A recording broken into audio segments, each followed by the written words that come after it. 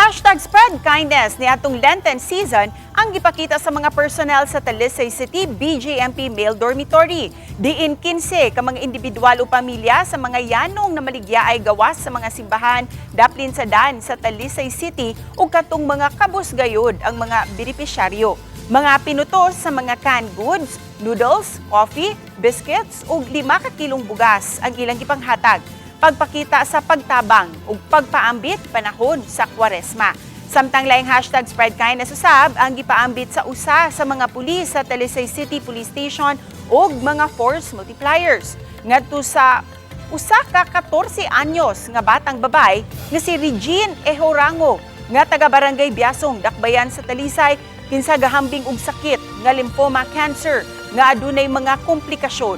Usa sa rason nga lisod na kaniya ang pagbarog.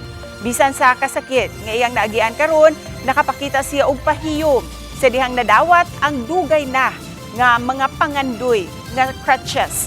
Taliwa sa maong sakit, dako na niyang pasalamat kay gawa sa crutches, nakadawat usab siya og pinansyal nga tabang alang sa iyang tambal ug nanawagan pa siya og dugang tabang alang sa iyang pakemo kaduha matag semana.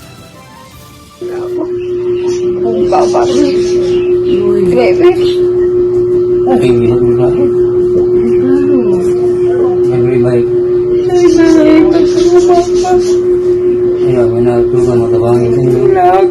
Tumangan ko ninyo.